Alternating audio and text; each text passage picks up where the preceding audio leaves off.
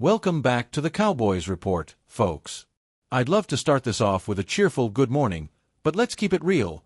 No, it's not a good morning at all for Dallas Cowboys fans. The vibes are low, the frustration is high, and we've got a lot to unpack after that brutal loss to the Bears in Week 3. I'm your host, and today, I'm diving deeper into why that defeat looks even worse in hindsight, especially when you zoom in on the defense.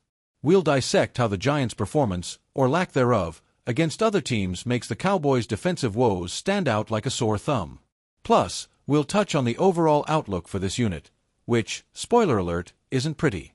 Stick around because we're breaking it all down, stat by stat, play by play, and opinion by opinion. If you're new here, smash that subscribe button, hit the bell for notifications, and let's get into it. First things first, before we bury ourselves in the defensive nightmare, let's hit that quick CeeDee Lamb injury update to kick off the show.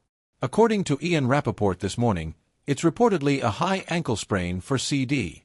Now, high ankle sprains typically sideline players for 4 to 6 weeks. That's the standard timeline we've seen across the league. But here's the twist.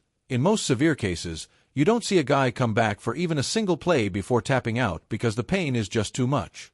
Lamb did that, though. He gutted through a snap or two before realizing he couldn't go.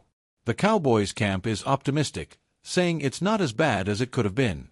Maybe we're looking at a low-grade high ankle sprain here, something on the milder end of the spectrum. I'm genuinely curious how Lamb woke up feeling today. Probably not great, right?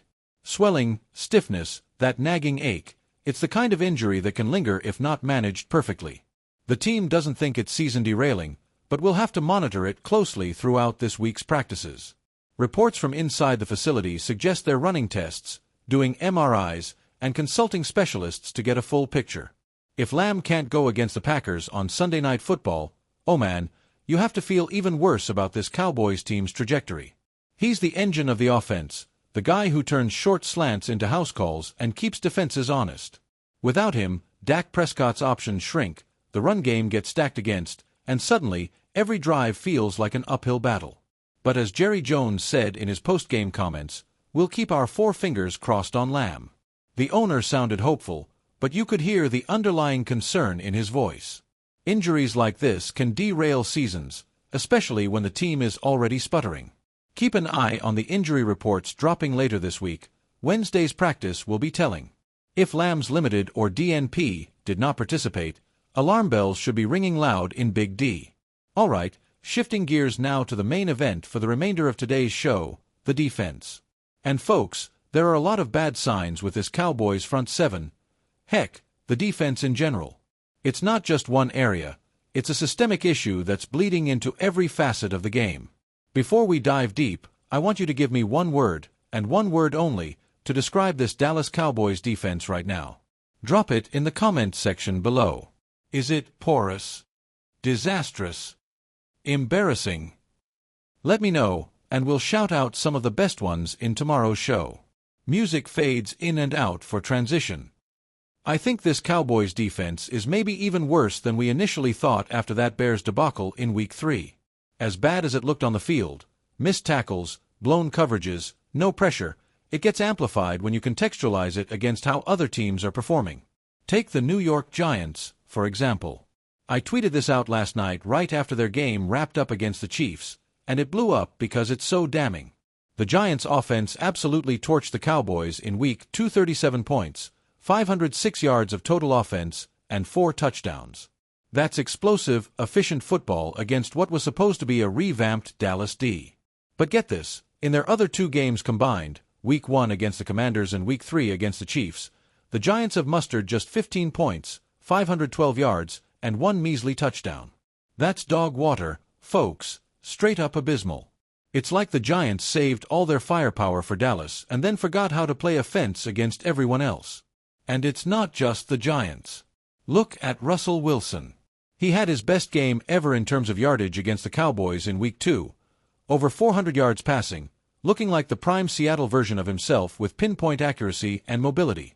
The Cowboys should have lost that game, frankly, if not for Brandon Aubrey being an absolute king from 60-plus yards out and the offense stepping up in crunch time.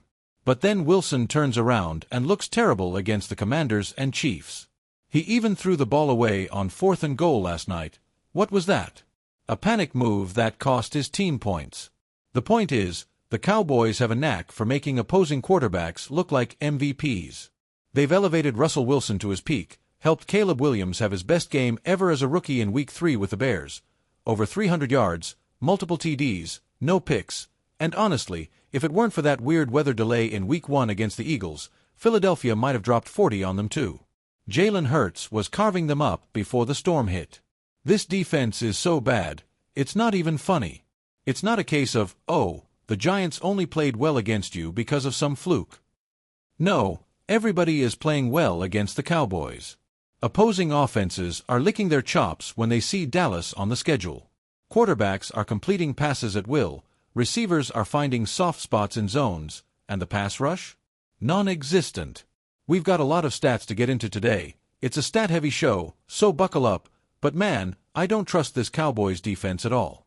Not one bit. And worse, I don't see how it gets any better without major overhauls. You hear folks like Sean Payton or analysts saying, maybe we need to simplify things. Brother, they're already running cover 2, cover 4, and cover 3 nonstop. It's not a complicated defense, it's vanilla, basic stuff that's getting shredded because the execution is poor and the personnel isn't stepping up. On that note, what's your panic level over the Dallas Cowboys defense right now? Scale of 1 to 10, drop it in the comments. I'm at a solid 9, verging on 10, because this isn't a tweak-away fix, it's a foundational problem. One positive thing to cling to, hey, they kind of actually did fix the run defense this year. Outside of Jalen Hurts doing his chaotic scrambling thing on dropbacks and those tush-push conversions on third downs, the Cowboys' run D has been solid. They're 17th in yards per game allowed on the ground overall, but if you isolate just running backs, excluding QB scrambles, it looks even better. 9th in yards per carry at under 3.8, that's really good, elite-level stuff. They're a little high in EPA per play against the run due to those short yardage.